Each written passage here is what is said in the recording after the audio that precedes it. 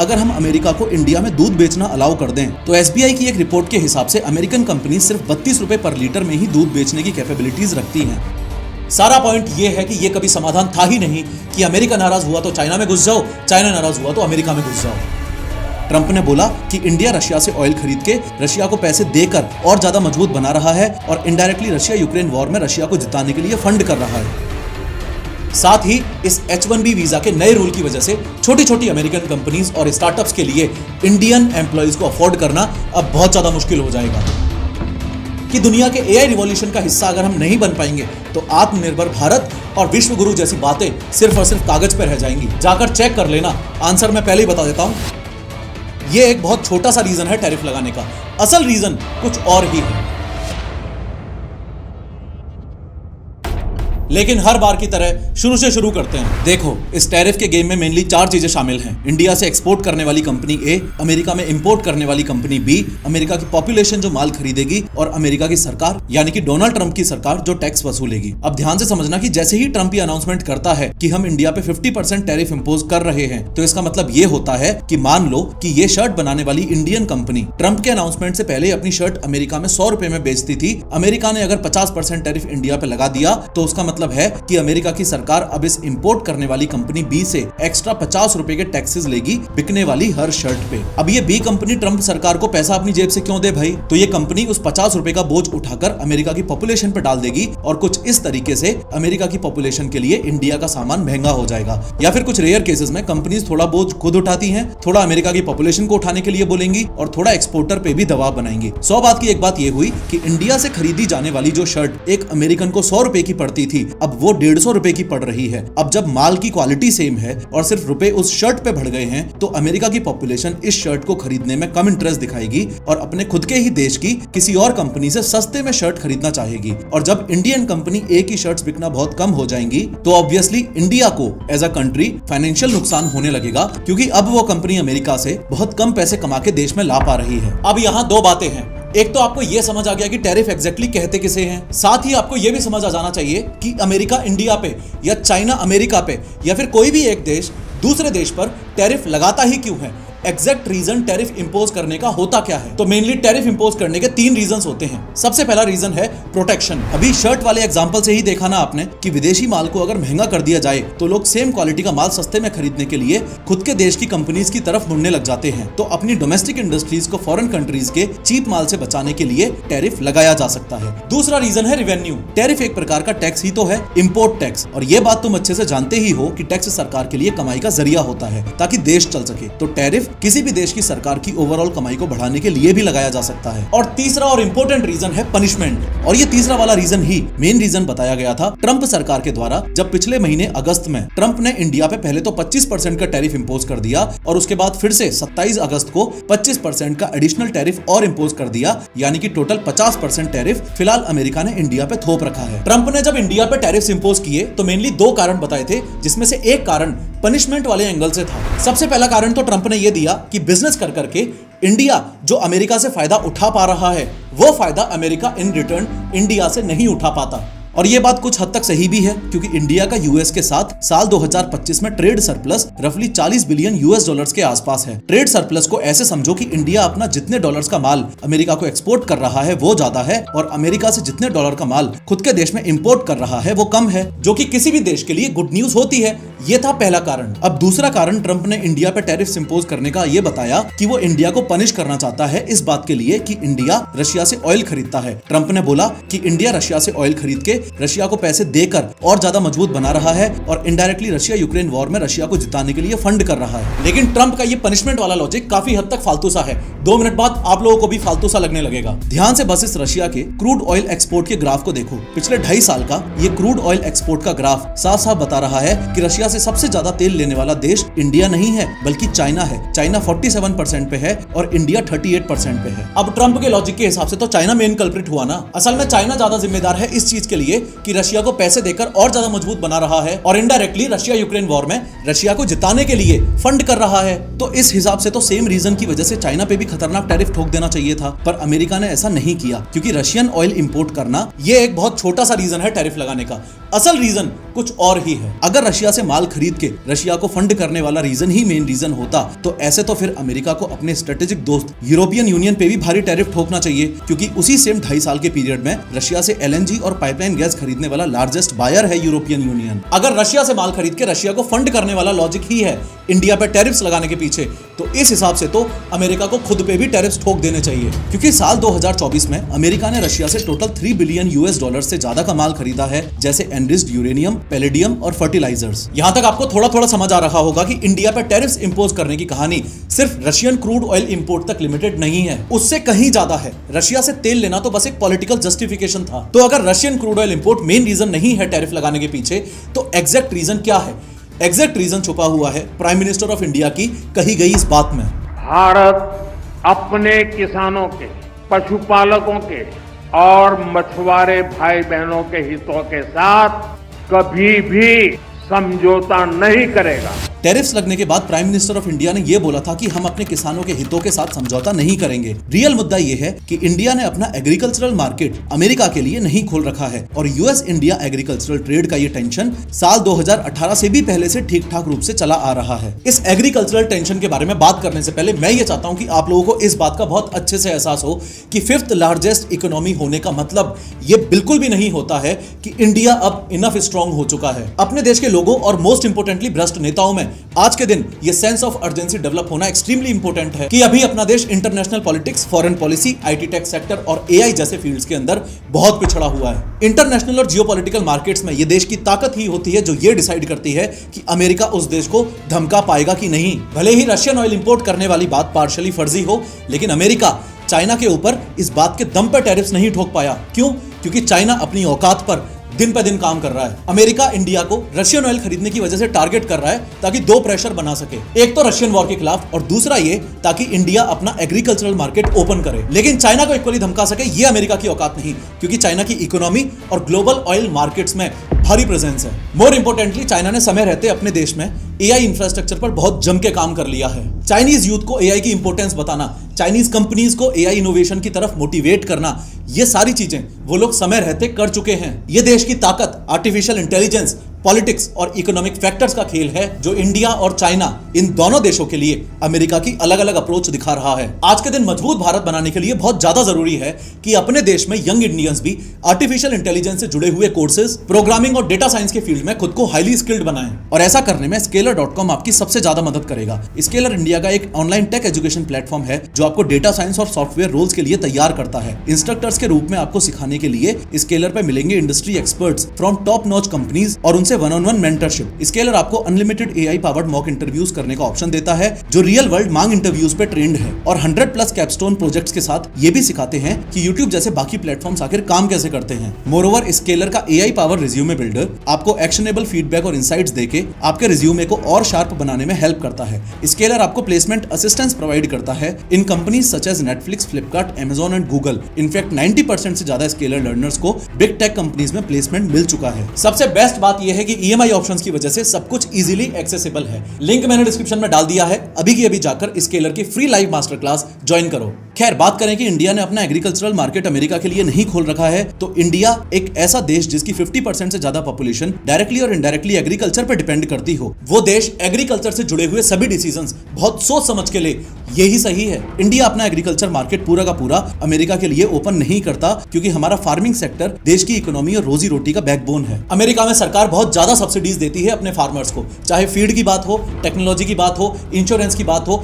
या price support की बात हो। उस लेवल की सब्सिडीज इंडिया अपने फार्मर्स को दे, ये अभी इंडिया के लिए पॉसिबल नहीं है। कभी जब नेताओं और कॉन्ट्रैक्टर्स की जेबें भर जाएंगी तब भले ही सरकार किसानों के बारे में सोचे, लेकिन फिलहाल तो पॉसिबल नहीं है। इसका मतलब ये हुआ कि अमेरिका के खेतों में वही सेम आउटपुट तैयार किया जा सकता है काफी कम प्राइस पर इंडिया के छोटे फार्मर्स का मार्जिन बहुत कम होता है। ये अभी उस लेवल पर नहीं है जिस लेवल पर अमेरिका के किसान हैं। तो अगर US farm products freely India में आ गए तो अपने देश में वो बहुत ज्यादा सस्ते में बिक पाएंगे और लोकल किसानों से आम जनता एग्रीकल्चरल और डेयरी प्रोडक्ट्स खरीदना बंद कर देगी। फॉर एग्जांपल, अगर हम अमेरिका को इंडिया में दूध बेचना अलाउ कर दें तो एसबीआई की एक रिपोर्ट के हिसाब से अमेरिकन कंपनी सिर्फ 32 रुपए पर लीटर में ही दूध बेचने की कैपेबिलिटीज रखती हैं। और अगर ऐसा होता है तो इंडिया के पशुपालकों का फ्यूचर खतरे में आ जाएगा, क्योंकि वो 52 से 55 रुपए पर लीटर से नीचे नहीं दे पा रहे। ये एक रीजन है जिसकी वजह से इंडिया अपना एग्रीकल्चरल मार्केट अमेरिकन कंपनीज के लिए ओपन नहीं कर रहा है। दूसरा रीजन है जेनेटिकली मॉडिफाइड क्रॉप्स, यानी कि जीएम क्रॉप्स। अमेरिका में बनने वाली क्रॉप्स जेनेटिकली मॉडिफाइड क्रॉप्स होती हैं और इंडिया में ये क्रॉप्स बैन है। देखो, सिंपल शब्दों में समझो, जीएम या जेनेटिकली मॉडिफाइड क्रॉप्स का मतलब है ऐसे बीज जिनके जीन्स को लैब में मॉडिफाई करके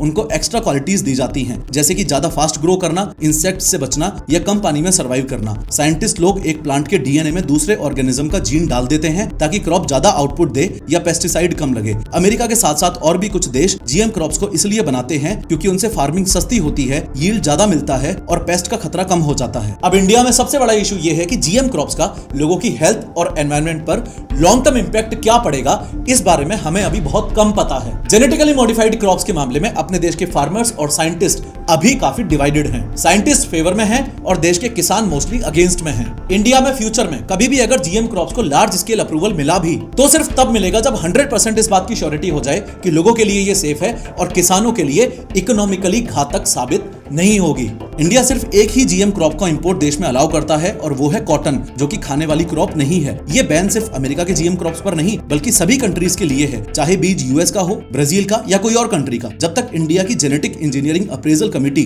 जीईएसी प्रॉपर टेस्टिंग करके ग्रीन सिग्नल नहीं देती तब तक कमर्शियल खेती अलाउड नहीं है। मतलब सिंपल लैंग्वेज में इंडिया के खेतों में जीएम क्रॉप्स सिर्फ तब उग सकती हैं जब इंडिया उसको 100% अप्रूवल दे, चाहे वो अमेरिका बनाए या जापान। लेकिन इसके बाद भी मोस्ट इंपोर्टेंट सवाल यहाँ पे ये रह जाता है कि अगर मान लो सरकार ने अप्रूवल दे भी दिया तो ऐसा जरूरी थोड़ी है कि जनता रिजेक्ट नहीं कर सकती। अप्रूवल होने के बाद भी अगर जीएम क्रॉप को इंडियन पॉपुलेशन ने रिजेक्ट कर दिया तो अभी हाल ही में हुई एससीओ मीट में रशिया, चाइना और इंडिया के प्राइम मिनिस्टर और प्रेसिडेंट्स के मिलने के बाद ट्रंप ने इंडिया की तरफ काफी नरमाई दिखाई है, जैसे पीएम मोदी के बर्थडे पर उनको विश करना, इंडिया और अमेरिका के बीच टैरिफ्स की बातचीत चालू रखने की पहल करना, एक्सेट्रा एक्सेट्रा। लेकिन इस सब का कनेक्शन अचानक से इंडिया में हाल ही में इंप्लीमेंट हुए E20 फ्यूल की तरफ जाता हुआ दिख रहा है। United States secretary of commerce Howard Lutnick ने हाल ही में यह बयान दिया है कि इंडिया हमसे कॉर्न क्यों नहीं खरीदता। उसने ये सारी बातें तो बोली ही कि इंडिया का ट्रेड एक तरफा है, इंडिया की ट्रेड पॉलिसी खराब है, वो बस अपना अपना फायदा देखते हैं एक्सेट्रा। लेकिन एग्रीकल्चरल मार्केट इंडिया ने जो ओपन नहीं कर रखा उसमें ल्यूटनिक ने किसी और क्रॉप को नहीं बल्कि कॉर्न को ही स्पेसिफिकली टारगेट किया है। इसके दो मेन रीजंस हैं। एक कारण तो यह है कि चाइना जो अमेरिका से कॉर्न खरीदता था उसने अब अमेरिका से कॉर्न खरीदना काफी कम कर दिया है और अमेरिका अपने कॉर्न के लिए अब नया मार्केट ढूंढ रहा है। इसके अलावा दूसरा बड़ा कारण जो आगे जाके शायद सच निकले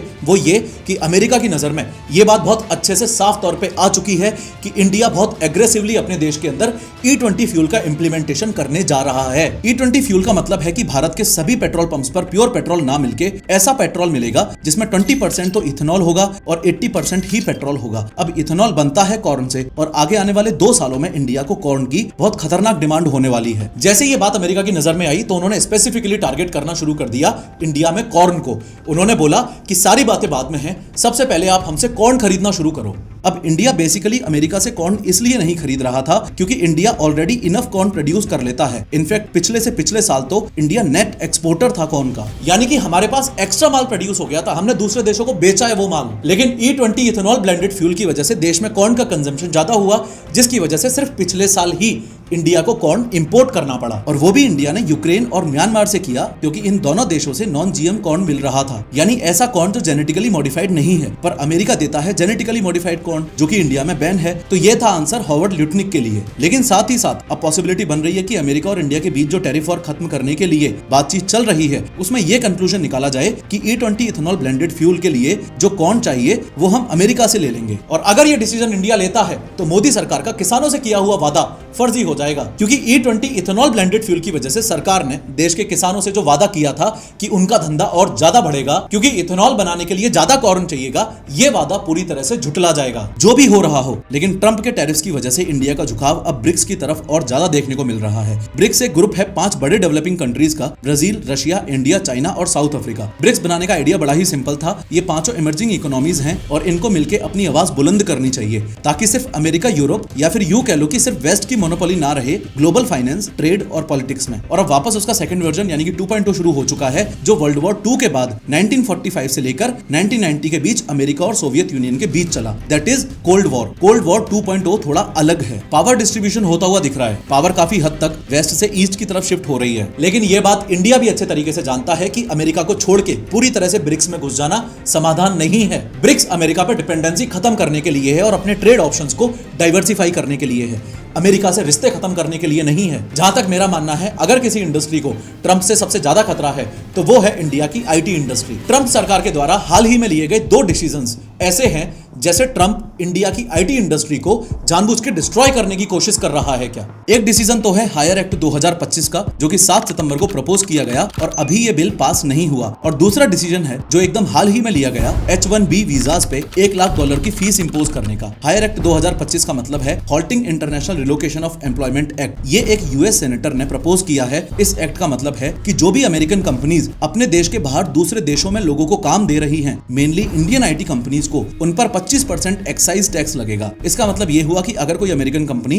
फॉरेन वर्कर्स को पेमेंट करेगी तो उस पेमेंट पर 25% का एक्स्ट्रा टैक्स लगेगा, जो वो अमेरिकन कंपनी ट्रंप सरकार को देगी। और इससे भी जरूरी बात, ये पेमेंट्स जो फॉरेन सर्विसेज के लिए की जाएंगी, उनको वो कंपनीज टैक्स डिडक्शन के रूप में क्लेम नहीं कर पाएंगी, यानी कि टैक्स में छूट नहीं मिलेगी उन पेमेंट्स पे। अब इसको इंडिया के एंगल से समझो। अभी इंडिया के पास में कॉम्पिटिटिव एडवांटेज ये है कि यहाँ पर सर्विस कॉस्ट कम है, इसलिए हर बड़ी अमेरिकन आईटी कंपनी का ऑफिस अपने यहाँ इंडिया में तो है ही। क्योंकि आप इस पूरे कॉन्सेप्ट को अगर बिगर पिक्चर से देखने की कोशिश करोगे तो भले ही अपने देश की बड़ी बड़ी आईटी कंपनीज सूट और टाई में एम्प्लॉयज बिठा के बढ़िया ऑफिस से भले ही काम करवा रही हों, लेकिन अमेरिकन कंपनीज के लिए ये है तो एक मजदूर मंडी ही। अपने देश की आईटी कंपनीज का मेन फोकस हो गया है यूएस क्लाइंट्स ढूंढो, जल्दी से जल्दी ज्यादा से ज्यादा आईटी सर्विसेज दो, भले ही वो बीपीओ, कॉल सेंटर एक्सेट्रा की सर्विसेज हो, और कैसे भी करके बस डॉलर्स में कमाओ। जबकि असलियत यह है कि इंडिया का आईटी सेक्टर पूरी दुनिया में कितना पावरफुल होगा और कितना नहीं, यह सिर्फ इस बात पर डिपेंड करता है कि हमारा रिसर्च और इनोवेशन पर कोर कितना फोकस है। सरकार हो चाहे कंपनीज हो, रिसर्च और इनोवेशन पर फोकस सबसे कम है और पूरा फोकस सिर्फ इस बात पे होके रह गया है कि कैसे आईटी कंपनीज के एम्प्लॉइज को पूरी तरह से निचोड़ लिया जाए। अगर by chance hire act pass हो गया तो फिर करते रहना ये 70 आवर्स पर वीक वाली बातें। खैर, मुद्दे की बात यह है कि अमेरिकन कंपनीज इंडिया में भले ही स्किल की वजह से भी काम देती हो, लेकिन मेनली उनका इंपॉर्टेंट रीजन ये है कि इंडियन कंपनीज में दिया गया काम उनको सस्ता पड़ता है। अगर हायर एक्ट की वजह से अमेरिकन कंपनीज को 25% एक्स्ट्रा टैक्स देना पड़ेगा और उन्हें टैक्स डिडक्शन में छूट नहीं मिलेगी, तो इंडिया के लोगों को आईटी का काम देना दिक्कत की बात होगी ही होगी। सेम गेम अभी ट्रंप ने H1B वीजास पर 88 लाख रुपए की फीस इंपोज करके भी खेला। एक ऐसी फीस जो कि पहले ज्यादा से ज्यादा सिर्फ 3.5 लाख रुपए के आसपास ही हुआ करती थी। H1B वीजा एक स्पेशल टाइप का यूएस वर्क वीजा है, जिसके थ्रू अमेरिकन कंपनीज बाहर के स्किल्ड लोग, mostly engineers, IT professionals, doctors etcetera को यूएस बुलाकर काम करा सकते हैं अगर उनको अमेरिका में वैसे लोग नहीं मिल रहे हैं। तो ये visa mainly IT industry, engineering और टेक्नोलॉजी जॉब्स के लिए ही होता है। ये कुछ ऐसा है कि अगर किसी अमेरिकन आईटी कंपनी को लगा कि इंडिया का ये एक्स बंदा सही स्किल्ड है, तो वो कंपनी उस बंदे का H1B वीजा स्पॉन्सर करेगी और अपने देश बुलाएगी। 70% से ज्यादा H1B वीजा होल्डर्स इंडियंस ही हैं। ट्रंप की सरकार का ये कहना है कि H1B वीजा के थ्रू फॉरेन वर्कर्स आके अमेरिकन लोगों की नौकरियां छीन रहे हैं, जिसकी वजह से अमेरिका के लोकल लोगों को नुकसान हो रहा है। इसलिए H1B वीजा ट्रंप ने इतना ज्यादा महंगा कर दिया ताकि अमेरिकन कंपनीज बहुत सोच समझकर फॉरेन वर्कर्स को अमेरिका में बुलाएं, स्पेशली इंडियन आईटी प्रोफेशनल्स को। इस H1B वीजा रूल इंप्लीमेंटेशन के थ्रू ट्रंप का मैसेज एकदम क्लियर है, पहले अमेरिकन को नौकरी दो, बाकी सब बाद में देखेंगे। ट्रंप के इस H1B वीजा के नए नियम की वजह से कंपटीशन अब इसलिए बढ़ जाएगा क्योंकि अमेरिकन आईटी कंपनीज बहुत ज्यादा सोच समझ के डिसीजंस लेंगी। किसी एम्प्लॉय का वीजा स्पॉन्सर करने में अगर इतना ज्यादा दाम लग रहा है तो अमेरिकन कंपनीज बहुत सोच समझ के ये डिसीजन लेंगी ना कि किस बंदे पर पैसा खर्च करना है, कितना पैसा खर्च करना है, वो बंदा कितना स्किल्ड है और कंपनी को एग्जैक्टली कितना प्रॉफिट कमा के दे पाएगा। साथ ही इस H1B वीजा के नए रूल की वजह से छोटी छोटी अमेरिकन कंपनीज और स्टार्टअप्स के लिए इंडियन एम्प्लॉइज को अफोर्ड करना अब बहुत ज्यादा मुश्किल हो जाएगा। लॉन्ग टर्म में ट्रंप के इस डिसीजन की वजह से ऑफशोरिंग का ट्रेंड और ज्यादा बढ़ेगा, मतलब यूएस जाने का भूल जाओ, इंडिया में बैठ के ही अमेरिका का काम करो। पर इसका भी मैंने आपको ऑलरेडी बता दिया है कि हायर एक्ट के थ्रू ट्रंप इस चीज पर भी 25% टैक्स लेने वाला है अगर वो बिल पास हुआ तो। दिक्कत सबसे बड़ी ये है कि लोगों को लग रहा है कि जो अमेरिका इंडियन आईटी इंडस्ट्री का इतना अच्छा दोस्त था, वो America he Indian IT industry का इतना बड़ा दुश्मन बन गया। पर असलियत ये है कि इंडियन आईटी इंडस्ट्री का सबसे बड़ा दुश्मन हमेशा से ही डिपेंडेंसी है। दुनिया की टॉप 10 आईटी कंपनीज उठा के देख लो, हार्डली एक कंपनी इंडिया की है। दुनिया की टॉप 10 एआई कंपनीज उठा के देख लो, एक भी कंपनी इंडिया की नहीं मिलेगी। दुनिया के साथ अच्छे से कॉम्पीट करने के लिए हमारे पास ये एक आखिरी मौका बचा था कि चाहे जो हो जाए, हम फोर्थ इंडस्ट्रियल रिवॉल्यूशन को अपने हाथ से नहीं जाने देंगे। अमेरिका और चाइना के साथ कंधे से कंधा मिलाकर चलेंगे। आप में से जिन लोगों को नहीं पता उनको ये बता दूं कि जैसे पहले स्टीम इंजन ने फैक्ट्री को, इलेक्ट्रिसिटी ने घर को और कंप्यूटर ने ऑफिस को बदला था, वैसे ही आर्टिफिशियल इंटेलिजेंस दुनिया की हर इंडस्ट्री को पूरी तरह से बदल रहा है। इसलिए एआई को फोर्थ इंडस्ट्रियल रिवॉल्यूशन कहा जाता है। इंडिया अभी एआई रेस में इतना ज्यादा स्लो है कि इनोवेशन और रिसर्च पर ध्यान ही नहीं है, ना कंपनीज का ना मंत्रियों का। अगर कंपनीज की बात करूं तो अमेरिका और चाइना जैसे देशों में एआई के रिसर्च लैब्स, यूनिवर्सिटीज और ग्लोबल क्वालिटी स्टार्टअप्स बहुत आगे हैं। इंडिया में ज्यादा फोकस आईटी सर्विसेज पर है, कोर एआई इनोवेशन पर नहीं है। आईटी सर्विसेज दे देके रेवेन्यू के लिए अमेरिका पर डिपेंडेंसी हमारी इतनी ज्यादा है कि इंडिया की टॉप आईटी कंपनीज का 50% से ज्यादा रेवेन्यू शेयर अमेरिका से ही आता है। टाटा कंसल्टेंसी सर्विसेज टीसीएस का 49.5% रेवेन्यू शेयर यूएस से है, इन्फोसिस का 52%, विप्रो का 54.5%, एचसीएल टेक्नोलॉजीज का 61.7% और टेक महिंद्रा का 58.8%। अगर नेताओं की बात करूं तो prime minister Narendra Modi, minister of electronics and information technology Ashwini Vaishnaw, finance minister Nirmala Sitharaman, NITI Aayog, ministry of science and technology, ministry of home affairs, ministry of education etcetera, ये सब जो देश में एआई को बढ़ावा देने के लिए रिस्पॉन्सिबल हैं।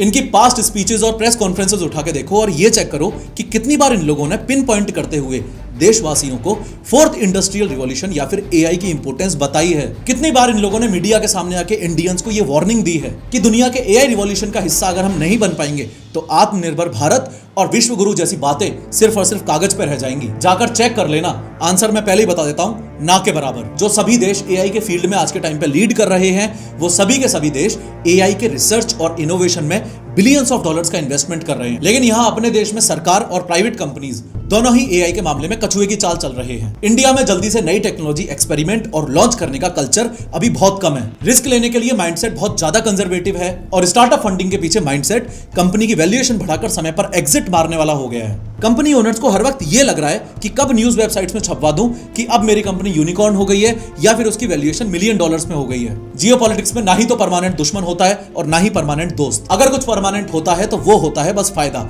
अपने खुद के देश को फायदा कहां से ज्यादा हो रहा है ये समझना होता है बस। ये बस एक टेम्परेरी सी लहर है जिसमें आपको ये लग रहा है कि इंडिया और अमेरिका की दुश्मनी हो गई है और एससीओ मीट की वजह से इंडिया और चाइना की दोस्ती हो गई है। जबकि असलियत ये है कि चाइना भी उतना ही हरामी है जितना अमेरिका। चाइना हमेशा से इंडिया के साथ धोखा करता आया है। पास्ट में 1950 में इंडिया ने चाइना को यूएन में सपोर्ट किया, पर चाइना ने तिब्बत को जबरदस्ती अपने अंडर ले लिया। इंडिया सोचता था तिब्बत एक फ्रेंडली बफर बनेगा, पर चाइना ने धोखा दे दिया। हम यहाँ हिंदी चीनी भाई भाई बोलते रहे और चाइना ने चुपके से लद्दाख के अक्साई चीन में अपना रोड बना लिया। 1962 इंडो चाइना वॉर ही ले लो, पंचशील वाली दोस्ती के बाद भी चाइना ने अचानक से अटैक कर दिया। इंडिया को बड़ा नुकसान हुआ। अक्साई चीन अभी भी उनके पास है एंड मोस्ट इंपोर्टेंटली चाइना हमेशा पाकिस्तान को न्यूक्लियर टेक, मिसाइल्स और यूएन में कवर देता है। इनडायरेक्टली इंडिया के अगेंस्ट गेम खेलता है। सारा पॉइंट ये है कि ये कभी समाधान था ही नहीं कि अमेरिका नाराज हुआ तो चाइना में घुस जाओ, चाइना नाराज हुआ तो अमेरिका में घुस जाओ। इस बात में कोई दौराय नहीं है कि कोई भी देश इतना आत्मनिर्भर नहीं बन सकता कि उसको दूसरे देशों के साथ में ट्रेड ही ना करना पड़े। इंटरनेशनल रिलेशंस और जियोपॉलिटिक्स में सभी देशों के साथ संबंध अच्छे होने चाहिए,